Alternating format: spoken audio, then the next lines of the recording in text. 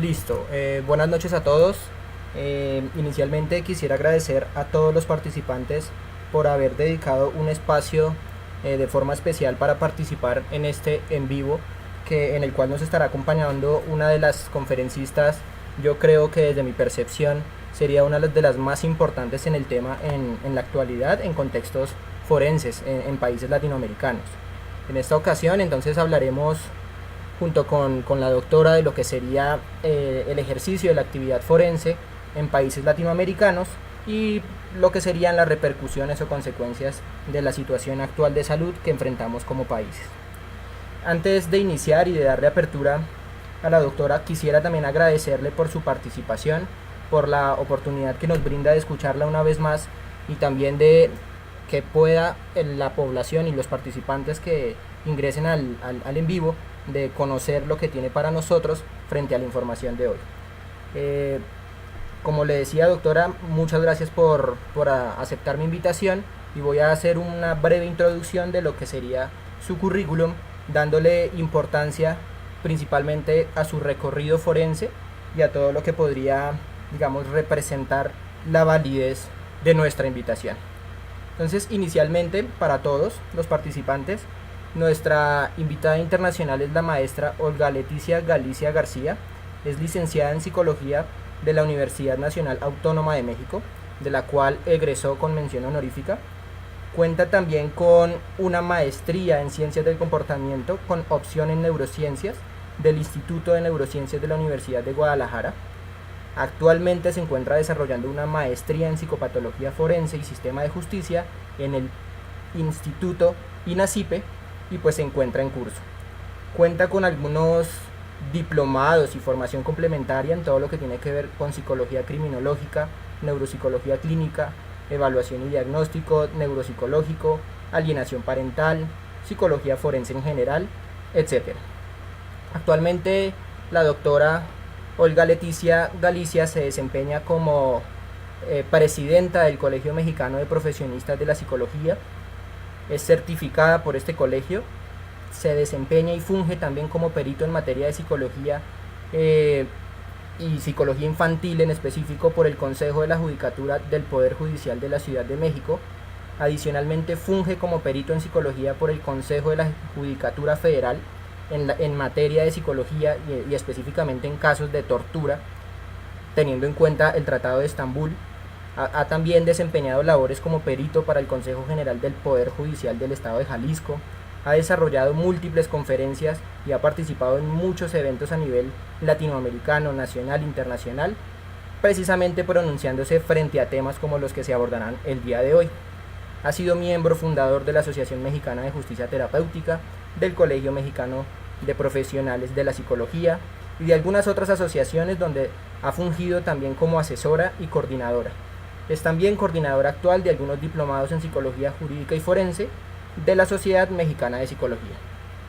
Eso serían algunas, yo creo, doctora, que será alguna pequeña descripción de lo que sería el currículum y si nos pusiéramos un poco más a describirlo, yo creo que nos llevaríamos toda la charla porque desde lo que reconocemos y lo que nos hemos dado cuenta de su trayectoria es demasiado grande y es demasiado valiosa y por eso también esta presentación adquiere ese mismo valor. En esta ocasión entonces le daré la apertura, le daré la bienvenida, sea una vez más bienvenida a nuestro país, a Colombia y en esta ocasión al en vivo, al webinar para que podamos conversar de un tema tan importante como será la psicología jurídica. Entonces sea bienvenida doctora una vez más. Gracias. Voy a compartir mi pantalla.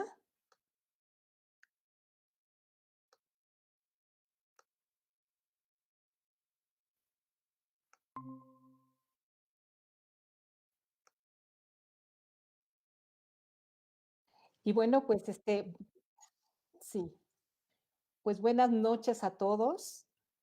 A mí la verdad es que no me queda más que estar agradecida con Carlos Quintero, quien es el organizador de este ciclo de conferencias, según tengo entendido. Y también agradecer pues por haberme presentado, por la consideración de haberme tomado en cuenta, así como a todos los participantes que están dedicando pues este sábado por la tarde, que podrían pues estar tranquilamente viendo una película, una serie, leyendo un libro cómodamente, pero que están escuchando este tema que realmente pues resulta de mucha actualidad y que es, sí es realmente importante pues por el tema que nos está acaeciendo pues en toda América Latina, que es el COVID-19 y particularmente de qué manera ha afectado en el ejercicio de la actividad psicológica forense en la cual pues yo me encuentro desempeñando desde hace ya pues tanto tiempo. Muy bien, pues para iniciar sobre este tema, quiero comentarles que el ejercicio de la actividad psicológica forense en América Latina ha cursado por una serie de etapas, varias etapas en donde en cada uno de nuestros países se ha ido desarrollando a su propio ritmo. Esta historia de la psicología jurídica y forense en América Latina, al igual que en el resto del mundo, surgió por encargo y necesidad del sistema de justicia, tanto en su vertiente, ay, perdón, creo que hice algo, ¿verdad? Dejé de presentar la presentación, déjenme checar, la vuelvo a presentar, ya, perdón, disculpe. Entonces, ya. Eh, como les comentaba, la historia de la psicología jurídica y forense en América Latina, al igual que en el resto del mundo, surgió por encargo y necesidad del sistema de justicia, tanto en su vertiente de aplicación de la justicia al mejor ejercicio del derecho, así lo diría el padre de la psicología jurídica, Emilio Miray López, ya en 1932, como en su vertiente del estudio de los fenómenos psicológicos que subyacen a la ley, al derecho y a la justicia, precisamente de dos entrañables investigadores y amigos, la doctora Luz Ángela Morales y el doctor Eric García López. Como comentaba, el avance de la psicología forense en América Latina ha sido a su propio ritmo en cada país, a veces de una manera acelerada, en algunos países, estableciendo o adquiriendo de una manera rápida los cambios históricos que se han dado y en otros momentos con ciertas pausas e incluso con algunos retrocesos, como ha ocurrido incluso en mi país, en México. Y en esta historia, en la historia reciente de la psicología forense en América Latina, podemos identificar tres momentos recientes muy significativos. El primero de ellos, el cambio del sistema inquisitivo al sistema acusatorio y oral, que ha iniciado en algunos países como Chile desde los años 90, en Colombia desde el año 2004 y en México desde la reforma se da en el 2008, pero realmente la puesta en marcha se ha dado a partir del 2016, ya en todos los estados de la República, siendo precisamente la Ciudad de México, donde yo radico, uno de los estados en donde se ha presentado o se ha ya desarrollado el sistema de juicios orales y el sistema acusatorio en materia penal desde el 2016. Otro momento significativo ha sido la proliferación de la actividad académica, encabezada tanto por la oferta académica formal al inicio del año 2000 en algunos países, de manera muy temprana, por ejemplo, como en Colombia, el desarrollo de protocolos de actuación en algunos países que han sido no solamente punta de lanza, sino ejemplo hacia los cuales nosotros también los retomamos para seguir con los lineamientos de nuestro desempeño profesional, así como la gran cantidad de congresos, de asociaciones de profesionistas y de publicaciones especializadas en la materia que han surgido. Y el tercer momento al que me referiré con mayor detalle es el momento actual de la crisis sanitaria, humana y económica que ha representado la pandemia del SARS-CoV-2 o COVID-19 en América Latina y en el mundo.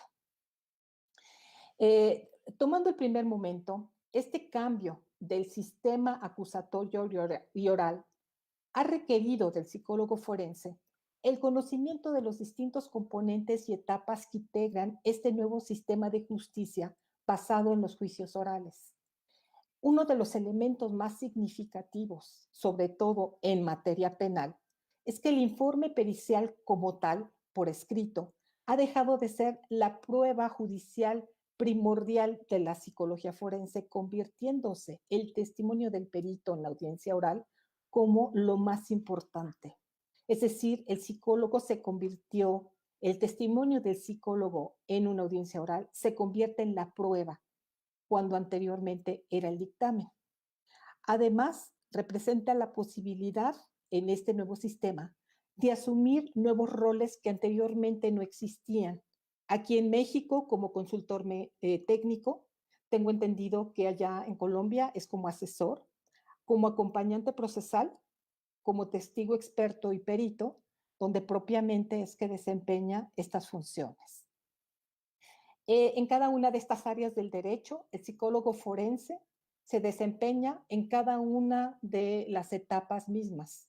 En el proceso en materia penal, puede presentarse en la denuncia, en la pericia o en el juicio. En materia familiar, al momento de la demanda, de la pericia de las pruebas y en la junta de peritos o en la audiencia oral, y aporta alguna de las varias funciones que puede asumir en este proceso de justicia en determinadas funciones, ¿no? Y en todas estas funciones se requiere por la naturaleza de su materia y la naturaleza de sus funciones, la presencia física del psicólogo. Es decir, nosotros necesitamos esta entrevista directa con las personas que vamos a evaluar, con las cuales vamos a hacer un diagnóstico de corte psicojurídico. Cuando hacemos un trabajo de asesor experto o de consultor técnico, por lo regular tenemos que reunirnos de manera presencial con los abogados o con los actores, con las partes, con el Ministerio Público o incluso con alguna autoridad que nos solicite nuestros servicios. Para el diseño de programas de prevención, tratamiento y rehabilitación dentro de lo que es la psicología penitenciaria, también tenemos un trato directo, conocer las poblaciones, las necesidades de las poblaciones carcelarias, ver cuáles son las mejores metodologías para poderlas implementar. En la formación de psicólogos expertos en las áreas académicas también es necesaria esta participación de manera presencial.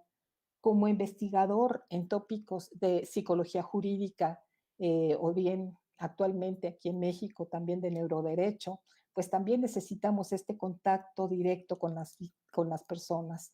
Como acompañante procesal en el área de víctimas, pues es un papel muy importante que también va a desempeñar el psicólogo forense, especialmente con la población infantil, para cuidar sus derechos, para hacer valerlos, para que el niño realmente tenga una experiencia apropiada o para algunas otras víctimas vulnerables que también se tienen que presentar en estos procesos, así como en procesos de mediación y facilitación judicial, donde también aporta el conocimiento que tiene de su área, así como algunos otros conocimientos específicos. Otro de los papeles importantes, el coordinador parental, donde aun y cuando no está claramente especificado en América Latina, pero ya hay distintos intentos en algunas áreas en América Latina para que esta figura cobre importancia.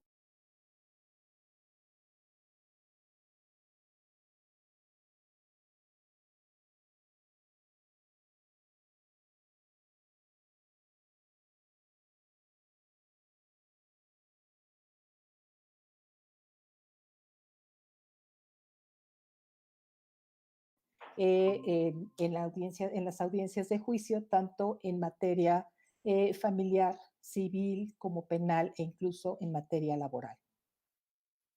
En estos nuevos roles de justicia, al forense se le ha demandado la adquisición de nuevas competencias, como ya lo había yo comentado, la especialización de sus conocimientos, la integración de los hallazgos de la investigación psicológica al dictamen.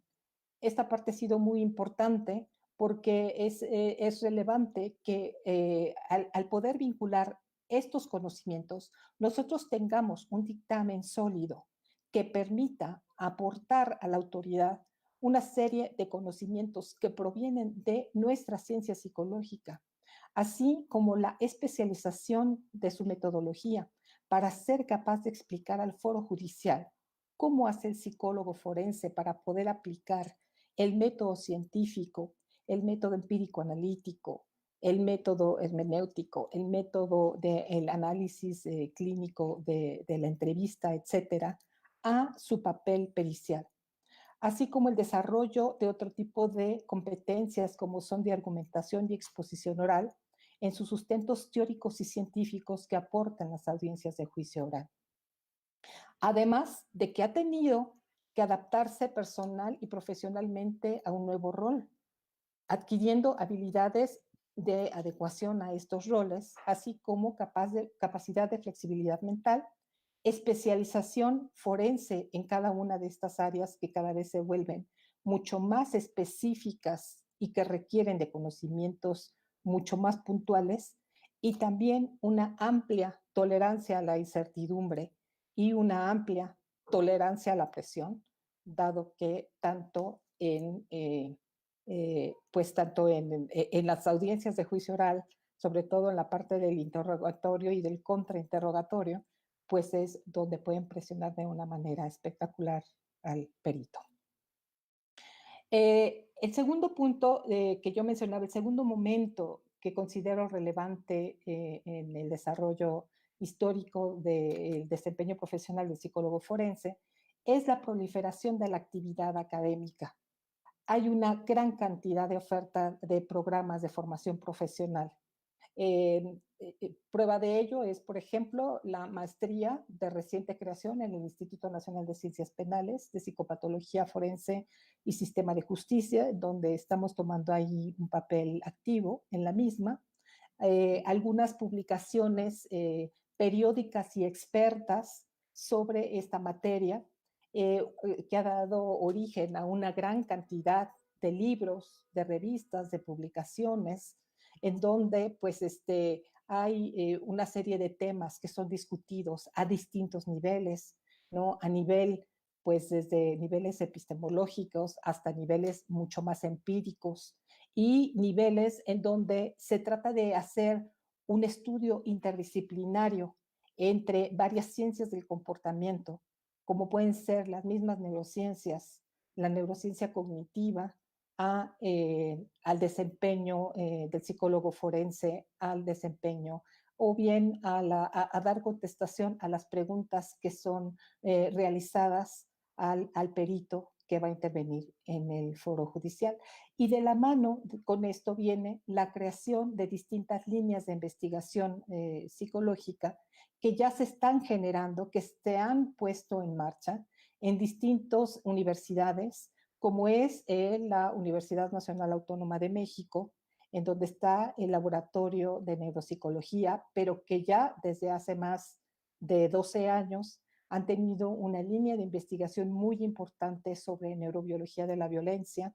En otras universidades, aquí en México, como la de Sonora, donde la doctora Marta Frías Armenta, ella ha estudiado sobre el maltrato infantil, sobre el maltrato, la violencia de género, sobre la justicia terapéutica. En la Benemérita Universidad Autónoma de Puebla, pues está la doctora Luzañera Morales, donde ella también tiene ya una línea de investigación muy importante relacionada con la criminología, con la cultura de paz y la justicia terapéutica, y en el el Instituto Nacional de Ciencias Penales, donde también hay líneas de investigación relacionados con justicia terapéutica y neuroderecho, así como la creación de asociaciones de profesionistas en la materia. Una de las más representativas, la Asociación Latinoamericana de Psicología Jurídica y Forense, la Asociación Mexicana de Psicología Jurídica y Derecho Penal, y el desarrollo de la interdisciplinariedad por esta necesidad eh, cada, vez, eh, cada vez más creciente de poder explicar de una manera mucho más puntual el fenómeno psicológico. Estos programas de formación profesional, científica y académica han sido necesarios para la especialización del psicólogo en vista a la adopción de este sistema adversarial adversarial para los procesos judiciales orales, así como para aportar el asesoramiento a los legisladores basados en evidencia científica que lleve la integración de leyes más ajustadas a la realidad de nuestras comunidades. Prueba de ello es, por ejemplo, la participación que se solicitó a la Sociedad Mexicana de Psicología y al Colegio Mexicano de Profesionistas de la Psicología para la formulación de la Ley de Salud Mental aquí en la Ciudad de México, y en donde la participación que nosotros tuvimos pues fue muy relevante porque nos permitió establecer en esa ley una serie de lineamientos para la evaluación psicológica forense y para la participación del psicólogo en el foro judicial, lo que ha dado también la posibilidad de implementar los sistemas alternos al judicial, como son la mediación, la justicia restaurativa y algunas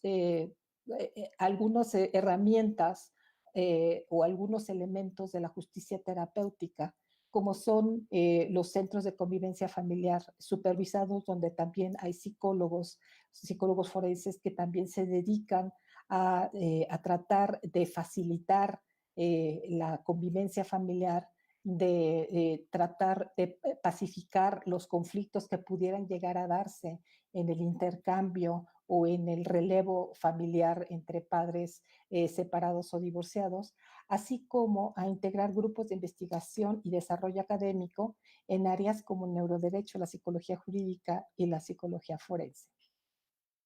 Además de favorecer el establecimiento de convenios de intercambio académico con instituciones y universidades nacionales e internacionales.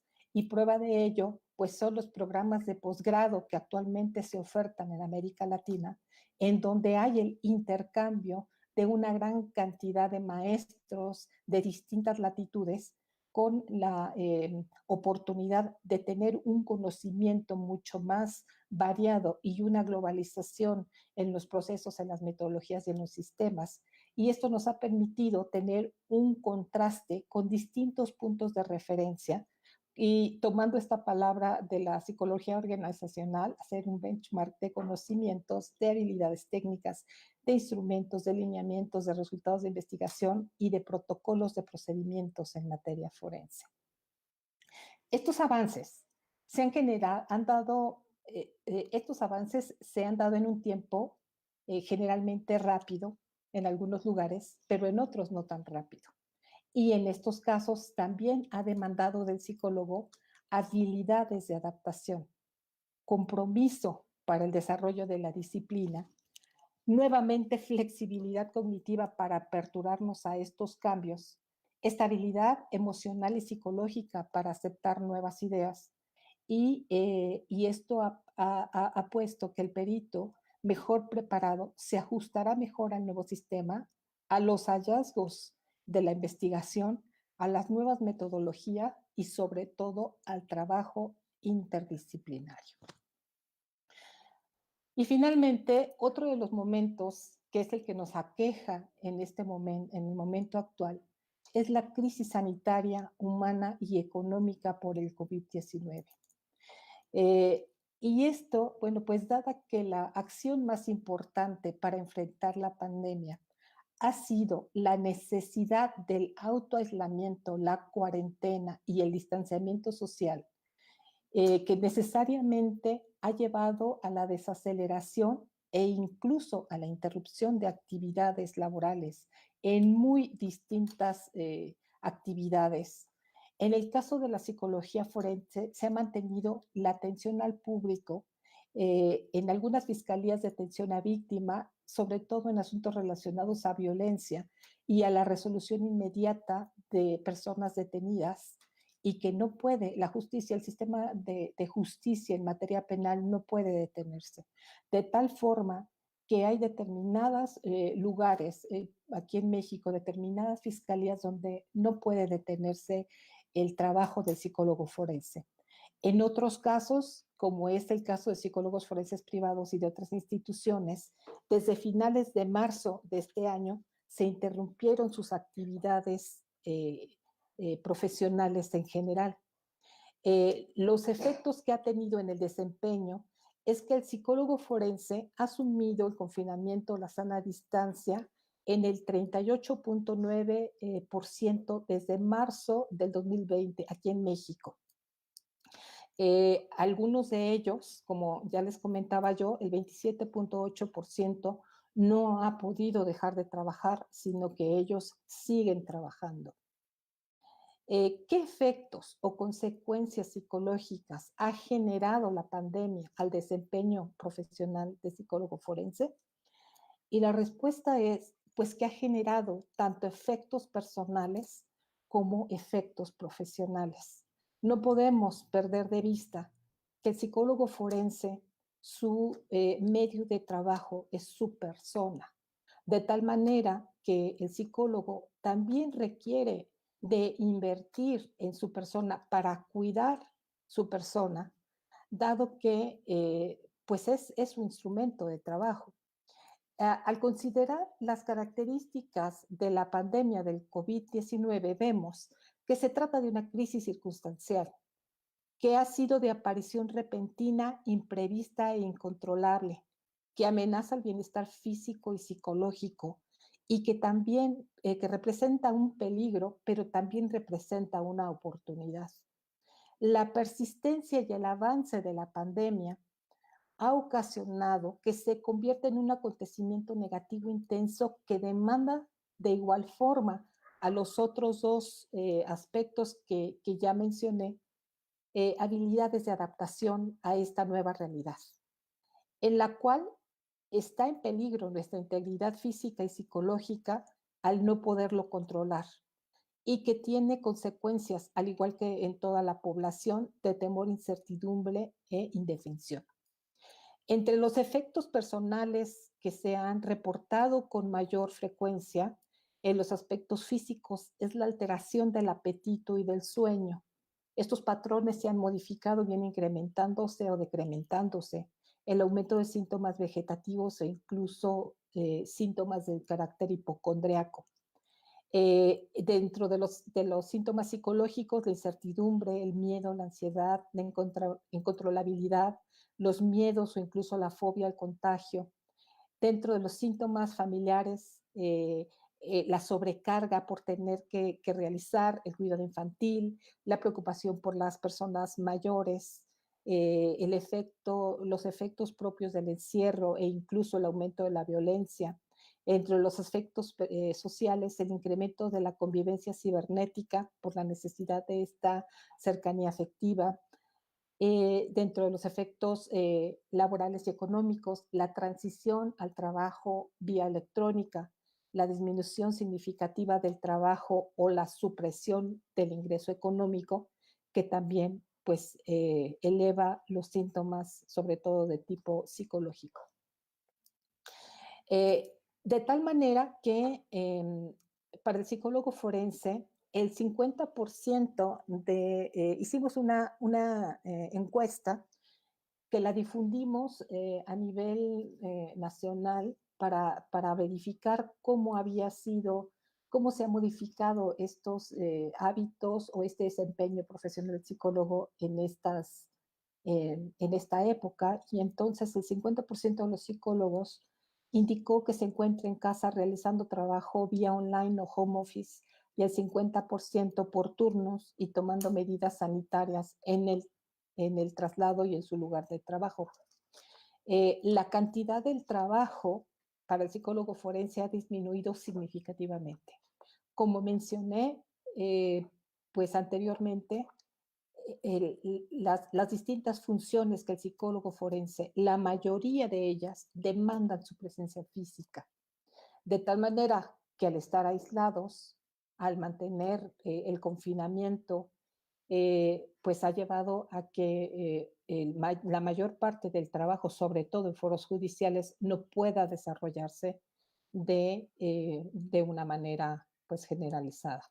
Se ha incrementado el 11.1% el trabajo en las fiscalías de violencia familiar y de género, lo que se corrobora justo con el aumento de este tipo de violencia. Con respecto a los ingresos económicos, han disminuido significativamente en el 61.1% y en el 22.2% no han disminuido ni aumentado, porque generalmente estos son pues psicólogos que se encuentran adscritos a las instituciones públicas de atención pública. También, a partir de la crisis sanitaria, el 66.7% ha tomado o impartido cursos de educación profesional continua o capacitación vía online o electrónica en su área de expertise, y el 16.7% ha dejado de tomar cursos presenciales y ahora los ha tomado en línea. De tal forma que si unimos ambos porcentajes, el 83.4% de los psicólogos forenses se encuentran integrados a actividades académicas vía online. Es decir, que se ha modificado y el desempeño profesional de psicólogo cambiando esta actividad que antes hacíamos hace 2 meses de manera presencial por actividades vía online, y estas actividades se han centrado básicamente en los aspectos académicos, sea dando o bien recibiendo cursos online, capacitaciones o incluso asesoramientos. También se han modificado los protocolos de trabajo y estos se han cambiado por vía electrónica, por plataformas como Zoom, Skype, Webinar, etcétera, en el 58.8%. Solamente el 5% de los psicólogos refirió aplicar instrumentos de evaluación psicológica vía online, y el 23.5% de los psicólogos no ha podido desempeñar su trabajo prácticamente, no ha tenido ningún trabajo en esta materia. Con respecto al tipo de consultas que han brindado los psicólogos forenses, el 27.8% han sido por los efectos del encierro y el agravamiento de la violencia familiar o de género, el 22.2% por el aumento de síntomas psicológicos o psiquiátricos, lo cual implica un efecto psicológico directo del COVID en la estabilidad emocional por el encierro en la población y en la posibilidad de que sea consultado el psicólogo forense. Por otro lado, el 66.7% de los psicólogos entrevistados se sienten igual de capaces que siempre de seguir trabajando, siempre y cuando tomen las medidas sanitarias necesarias, y el 27.8% se siente más o menos capaz de trabajar por el temor al contagio, y el 5.6% no le es posible realizar ningún cambio, ya que atiende al público de una manera directa. Con respecto al tipo de actividad específica relacionada con nuestro desempeño profesional, el psicólogo considera necesario implementar cambios permanentes en el desempeño del trabajo pericial. El 25% opina que los procedimientos ante juzgados de manera electrónica, ante juzgado, podrían realizarse de manera electrónica para evitar el contacto directo y protegerse contra el virus, contra el contagio. El 25% ve la necesidad de desarrollar un protocolo de evaluación psicológica forense vía online. El 18% ya realiza actividades vía electrónicas, pero el 25% considera que por la naturaleza del trabajo presencial no es posible realizar ningún cambio. Estos resultados plantean al psicólogo forense, tanto al institucional, que debe de hacer su trabajo tomando una serie de medidas sanitarias, y plantea un dilema profesional entre salvaguardar la salud contra la estabilidad económica, y en ambos casos conlleva secuelas psicológicas por el miedo o el temor colectivo al contagio. Ante esta situación, ¿cuáles son los retos a los que se enfrentan los psicólogos jurídicos y forenses ante este momento histórico del COVID-19? Al revisar algunas recomendaciones de la Asociación Psicológica Americana y ajustarlas a la realidad de desempeño profesional latinoamericano, pues algunas recomendaciones personales son el autocuidado, ya que nosotros somos nuestro propio medio de trabajo. No solamente somos el medio de trabajo, sino que también somos ejemplo para nuestra familia y para nuestros compañeros de trabajo.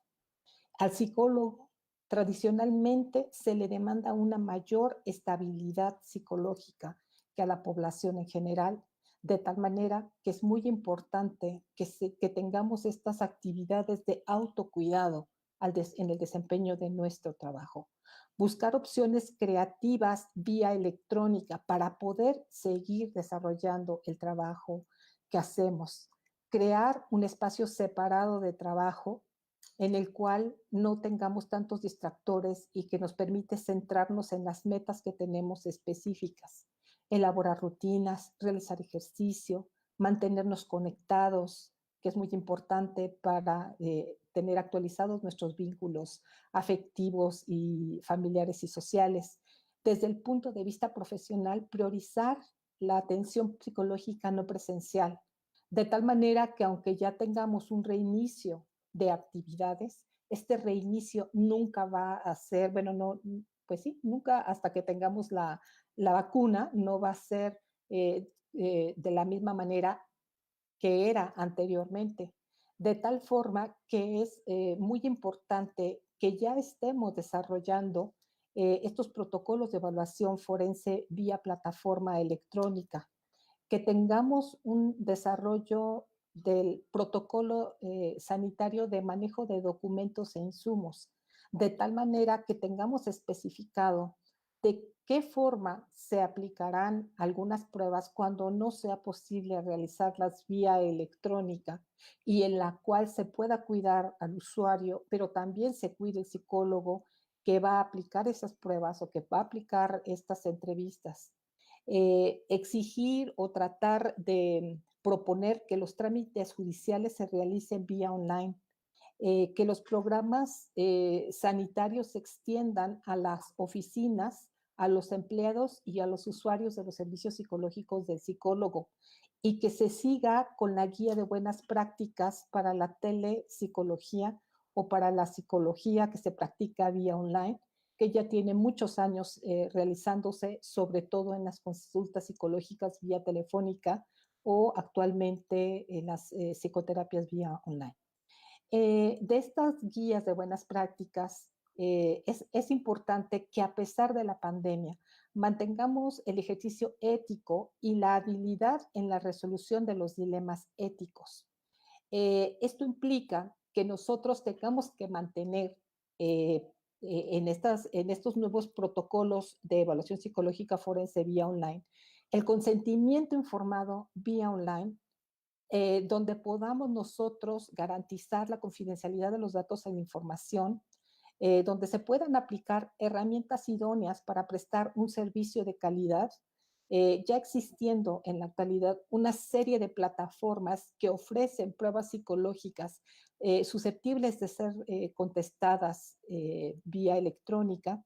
Eh, También aportar el aviso de privacidad de acuerdo con la ley actual y la ley de transparencia en el manejo de datos personales, dado que si ahora vamos a utilizar mucho más los medios electrónicos que anteriormente, es importante que ajustemos estos avisos de privacidad y que sepamos que si algunas sesiones, algunas entrevistas se van a videograbar, pues que estas consideraciones también sean anotadas en los avisos de privacidad, que tengamos presente el código de ética del psicólogo forense en el que se especifique el actuar profesional ante esta contingencia, en la cual el psicólogo forense pueda asegurar la confidencialidad de todas las comunicaciones que vaya a tener con los usuarios, de los casos que le puedan dar, de las pruebas, de los resultados y de los mismos dictámenes, donde estos incluso puedan ser enviados vía electrónica a los juzgados con algunas claves,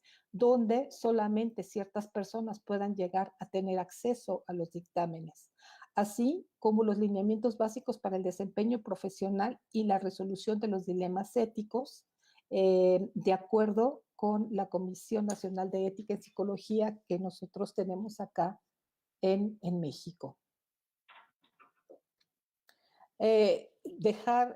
Mantener aquellos principios generales que se encuentran contemplados tanto en el Código de Ética de la APA como de la Sociedad Mexicana de Psicología, en donde sí se encuentran contemplados algunos aspectos muy importantes que el psicólogo forense debe de seguir y que se basan en estos 5 principios generales de hacer el bien, mantener la responsabilidad, la fidelidad, la integridad de las relaciones, de manejar un sentido de justicia y el respeto por los derechos y la dignidad humana.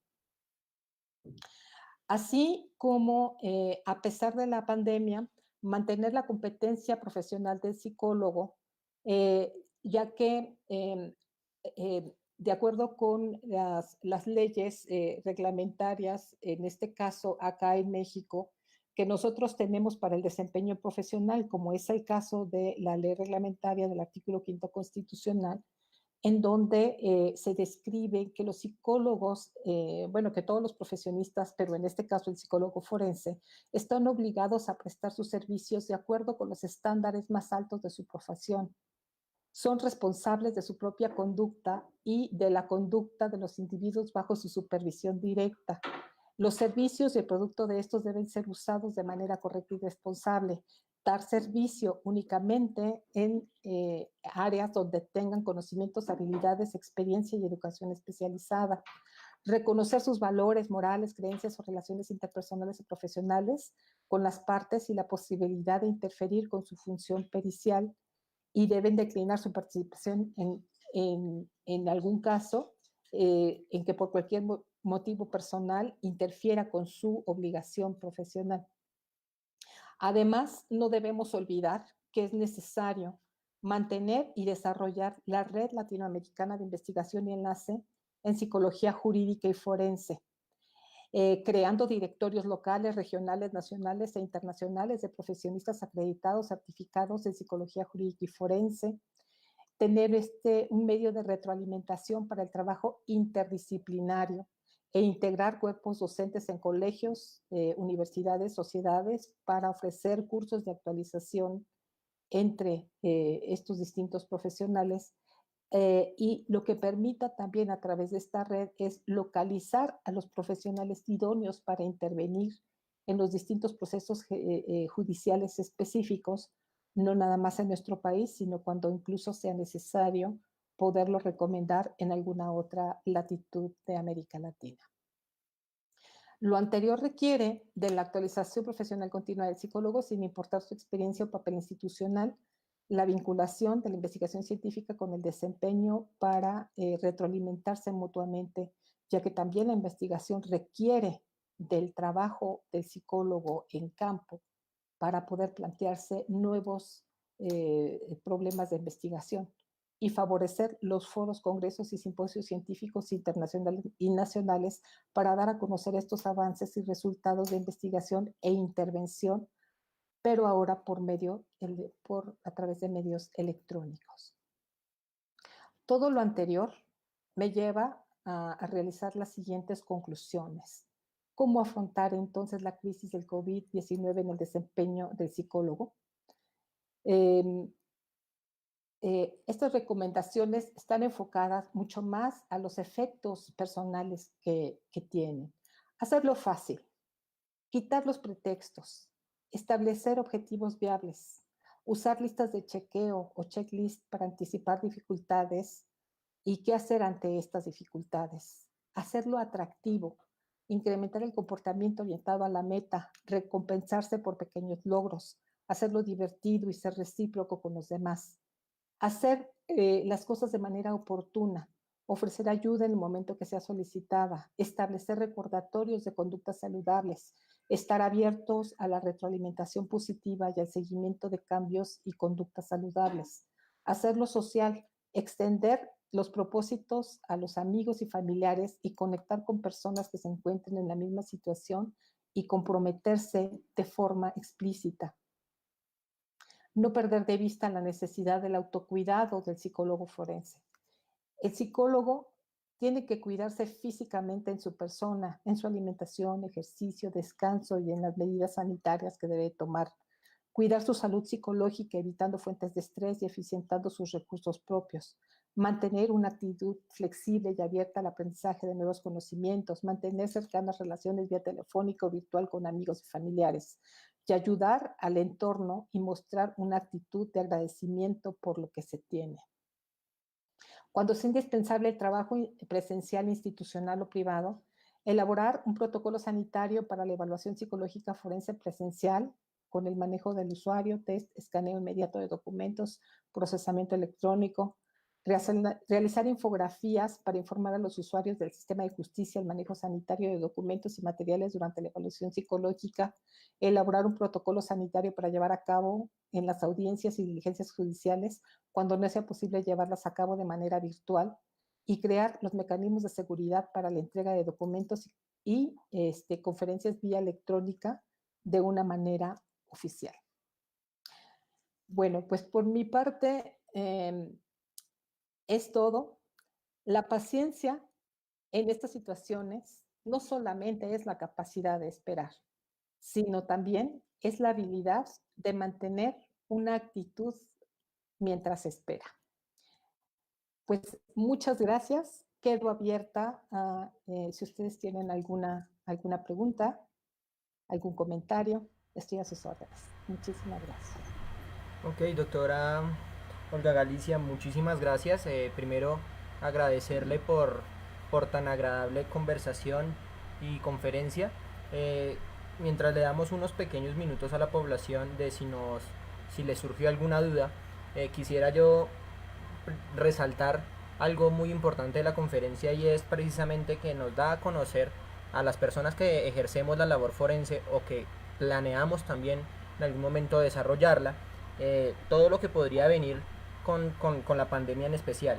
Digamos, todo lo que tiene que ver con el componente ético, todo lo que tiene que ver con las dificultades que nos podemos presentar, en el sentido en que tendremos que acceder posiblemente a evaluaciones psicológicas forenses virtuales, a audiencias virtuales, y pues yo creo que es bastante valioso que nos lo ponga como o nos lo exhiba de tan agradable manera, porque sí son dificultades que vamos a presentar la mayor parte de países latinoamericanos, porque contamos con un sistema de administración de justicia similar y tenemos características o culturales también muy relacionadas.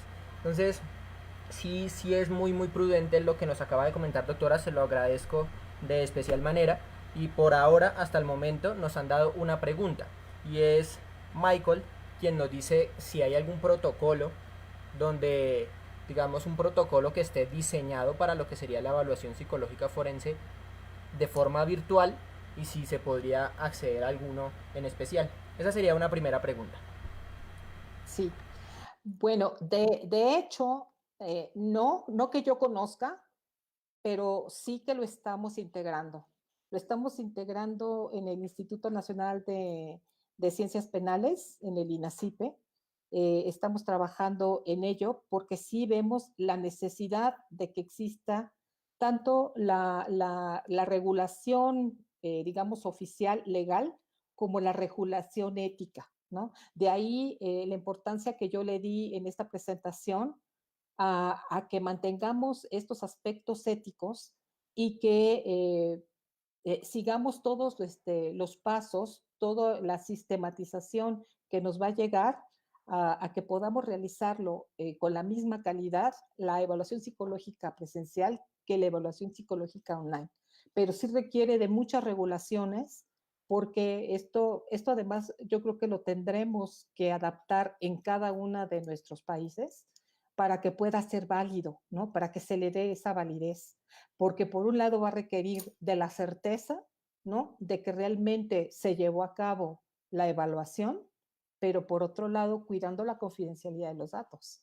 Entonces sí está un poco complejo el establecer los sustentos de cada una de estas actividades, pero yo creo que sí lo vamos a poder concretar en un poco tiempo, y ya que lo hagamos, pues con gusto ya que lo terminemos, lo vamos a compartir con ustedes. Sí, doctora, hay una segunda pregunta, digamos, aquí viendo en los comentarios, hay un montón primero de felicitaciones que debo hacérselas expresa, hay muchas personas que les gustó la conferencia por su claridad precisamente, y ya seguido de eso nos informan aquí una pregunta más, y es si desde su punto de vista considera importante crear grupos de contención exclusivos para psicólogos forenses, incluso de manera virtual? Yo creo que es una necesidad que no hemos visto plasmada, pero que es muy importante. Yo creo que el trabajo que nosotros hacemos nos genera un importante burnout, ¿no? Porque nosotros tenemos el acceso a problemáticas muy fuertes, a temas muy crudos, a estar constantemente con personas que están en una situación emocional muy afectada y que entonces esto también nos llega a afectar.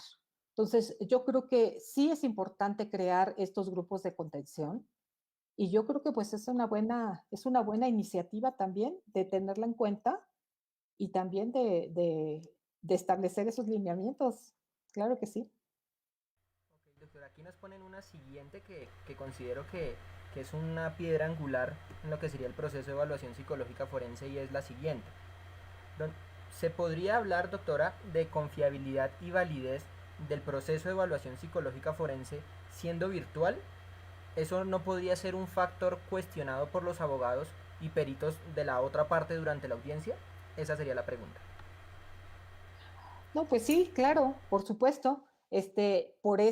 Por eso la necesidad de establecer mecanismos que permitan el tener, yo creo que acceso a las grabaciones, o bien que las mismas grabaciones se den en plataformas virtuales desde los tribunales, que sean ellos quienes tengan ahora sí que la posibilidad de certificar que se estén llevando a cabo las diligencias vía online, que ellos tengan, digamos, la posibilidad de guardar las evidencias de las entrevistas y de la aplicación de los instrumentos, y que cuando nosotros entreguemos el dictamen también se haga vía electrónica. Pero al tener esta evidencia, yo creo que al ser un problema, la confiabilidad y la validez tan relevante para la psicología forense, yo creo que lejos de ser un hándicap, podría ser incluso una ventaja. ¿Sí? El tener la evidencia más sólida, porque por lo menos en México y probablemente sea también una práctica común en América Latina, hemos sido un poco renuentes a la grabación de la entrevista psicológica forense en todas las poblaciones. Está un poco más generalizado para los niños y mucho menos generalizado para los adultos. No obstante, por ejemplo, en algunos países como es en España y en Alemania, las evaluaciones psicológicas en general se videograban justo para evitar la revictimización, sobre todo de todas las víctimas. Entonces, yo creo que lejos de ser un hándicap, la evaluación psicológica forense online va a representar una ventaja. Ok, doctora, aunado a esta pregunta y a esa respuesta que nos acaba de dar, hay otra de los participantes que nos indica y nos pregunta si desde su punto de vista lograría encontrar alguna característica negativa o una desventaja en lo que sería el proceso de evaluación psicológica forense desde lo virtual. Nos preguntan específicamente frente a esas desventajas que podrían identificarse.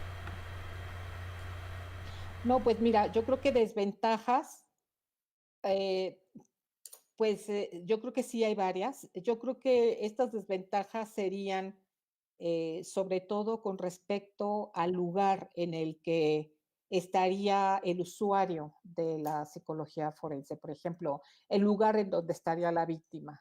Si, por ejemplo, se pudiera manejar en que eh, los usuarios se fueran a los centros de justicia, por ejemplo, nosotros acá en México tenemos centros de justicia para la mujer, donde son edificios que cuentan con instalaciones apropiadas para atender a las víctimas. Entonces, si ellos se fueran a estos lugares, probablemente desde ahí podríamos asegurar de tener un lugar que tenga la adecuada privacidad, que tenga el adecuado mobiliario como para poder hacer una entrevista, ¿no? Donde pudiera realizarse vía remota con el psicólogo, manejar un protocolo obviamente sanitario para llegar a esas instalaciones, de ser necesario, porque si se fuera en una casa, en la casa del usuario o en el domicilio del usuario, ahí sí creo que sería muy desventajoso porque habría muchísimos distractores y no se podría del todo asegurar la confidencialidad o la sugestionabilidad en el caso de niños o en el caso incluso de los adultos. Entonces yo creo que habría muchas fuentes de contaminación en el caso de que se hiciera en una casa y de otras variables que escaparían a nuestro control. No obstante, si se puede articular de una manera conjunta con las instituciones judiciales, pues yo creo que eso sería la mejor forma, ¿no? La otra desventaja es que pues requiere de una serie de insumos que, bueno, por la realidad económica de nuestra población latinoamericana, no necesariamente asegura que un psicólogo forense tiene la posibilidad de tener acceso tanto a los instrumentos de evaluación psicológica vía online, que son bastante caros porque hay que pagar cada uno de los insumos, cada uno de los usos de estas pruebas, como el tener una máquina en su casa, una computadora que permita en un momento dado o en su oficina que permita poder realizar las entrevistas online. Entonces, sí hay como muchas desventajas, pero yo creo que comparativamente con las ventajas y con la necesidad de que el sistema de justicia siga trabajando, pues yo creo que definitivamente tiene más ventajas que desventajas. Ok, listo, doctora. Muchísimas gracias por su respuesta. Aquí los participantes se preocupan por algo en especial y es la grabación de las entrevistas. Si este procedimiento tiene alguna normativa legal que lo respalde o si es suficiente con la autorización del peritado. Esa es una de las preocupaciones y preguntas. Pues yo creo que por lo menos acá en México no tenemos una regulación sobre la grabación de las entrevistas. No la tenemos. Yo desconozco si lo tengamos, si exista en algún otro país de América Latina, pero acá no tenemos una regulación sobre la grabación de entrevistas. Pero dentro del formato de lo que sería la evaluación psicológica forense vía online, es donde se tendrían que justo gestionar estas propuestas, pues, reguladoras de la grabación de la entrevista, porque de hecho existe. Nada más nosotros tenemos el protocolo de actuación de la Suprema Corte de Justicia en casos que intervengan niños, niñas y adolescentes, en donde se recomienda que sea videograbada la entrevista del niño y que sea transcrita e insertada al expediente de manera íntegra, pero en realidad no existe una regulación como tal. Listo, sí señora. Hay otra pregunta que yo creo que también es una piedra angular en lo que sería el proceso de evaluación psicológica forense. Siempre es una pregunta que nos hacen, yo creo que en los estrados judiciales y a los psicólogos forenses, y es, ¿qué opina usted, doctora, frente a las pruebas proyectivas en tiempos de pandemia? El uso de estas pruebas proyectivas en el ejercicio de la psicología forense. Bueno, pues yo creo que es uno de los temas más controvertidos que tenemos en la psicología forense en este momento, ¿no? Nosotros acá en México, pues tenemos una gran tradición en la aplicación de pruebas proyectivas. No obstante, todas las datos de investigación que ya tenemos sobre eh, lo desaconsejado que está en utilizarlas, sobre todo específicamente como medio único de evaluación, dada la subjetividad y su posibilidad de diversas interpretaciones ante los mismos criterios, ¿no? Y por la falta de confiabilidad que han demostrado respecto de los resultados.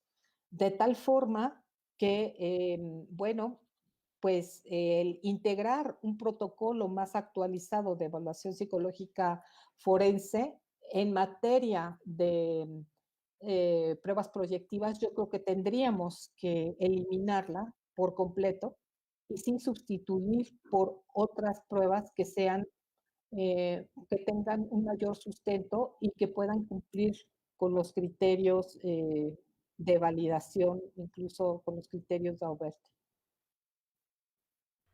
Doctor, aquí nos registran una última pregunta y es precisamente frente a la preocupación que se produce al desarrollar la evaluación psicológica forense por medios virtuales.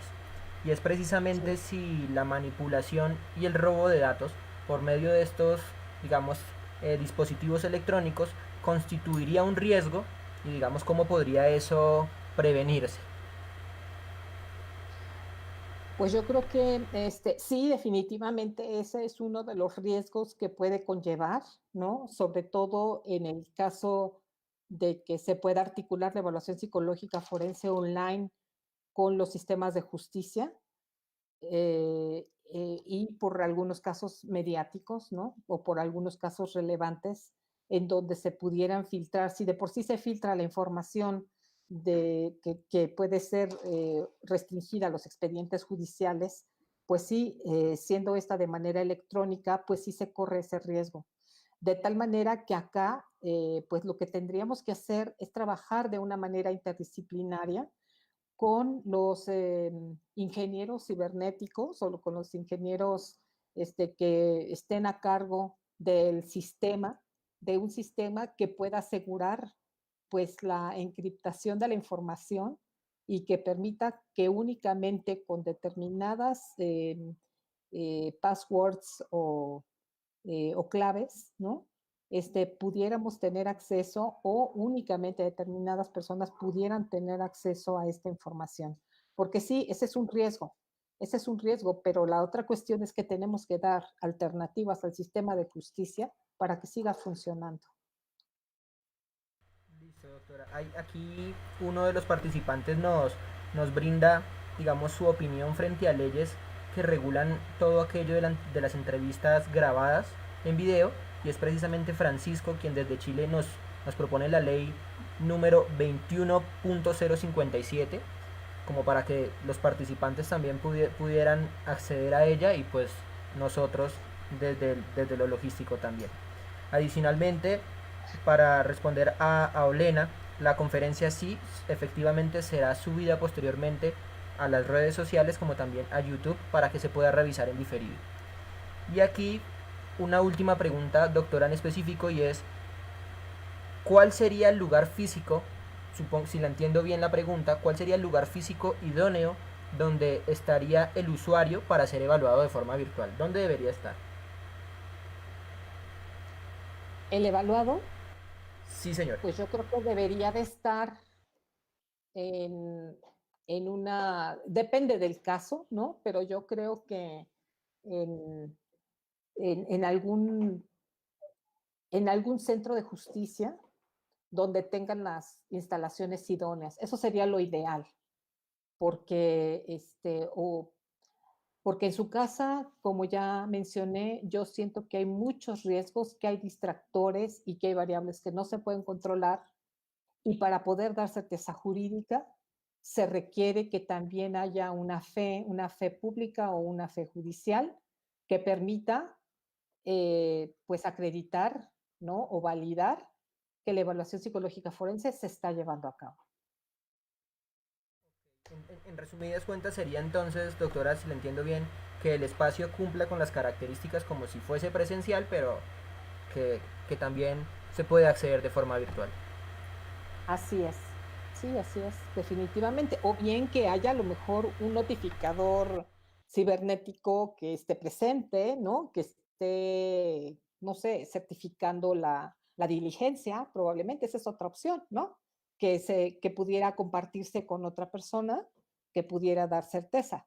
Claro que ahí el problema va a ser la confidencialidad de la información. Si nosotros no permitimos que haya una tercera persona en una evaluación psicológica justo por resguardar la confidencialidad de los datos, pues en una entrevista virtual creo que pues también aplicaría lo mismo, ¿no? Entonces, no sé, tendríamos que pensar en esta parte de cuál sería el lugar idóneo, pero definitivamente creo que debería de ser un lugar donde haya la posibilidad de poderlo certificar judicialmente. Listo. Aquí revisando los comentarios no habría ninguna otra pregunta. Entonces yo creo que podríamos ir cerrando nuestro en vivo y webinar del día de hoy.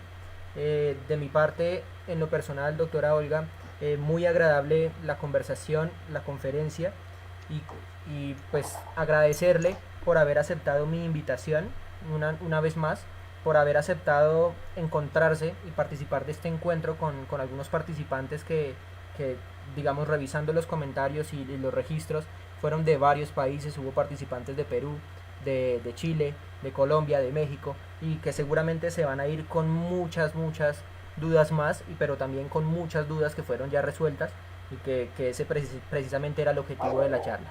Entonces agradecerle, doctora, por su participación, por haber aceptado de nuevo mi invitación y esperamos contar con usted más adelante y si la pandemia lo permite podernos encontrar de forma física en México quizás.